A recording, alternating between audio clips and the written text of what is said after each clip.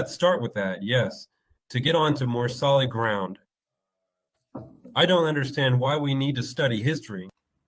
That's not what I'm talking about right now. If you don't want to talk about history, immediately dismissing it as not a science. I'm just not discussing history right now.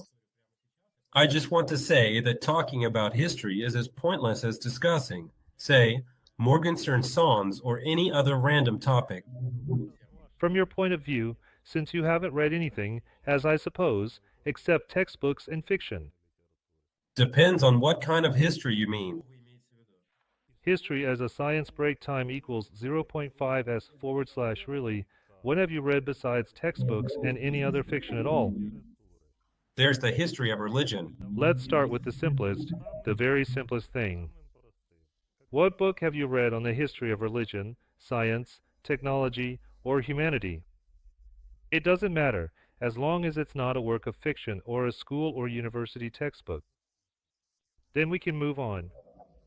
Stephen Hawking on the Shoulders of Giants, or something like that, I think. That's the history of science, the history of physics. Yes, But that's closer to physics than the history as such. absolutely. And have you read anything on the history of humanity, of people? On the history of humanity and people, I've read biological literature. That's closer to biology. Absolutely. Let's set that aside. Let's move on to history as the science of people and humanity. I mean exactly what I'm saying. Well, I get it. You mean the conquest of territories? The history of people and the history of societies. No, I had enough of the school and university literature on that topic. So you haven't read anything extra? No, nothing additional. All right, got it.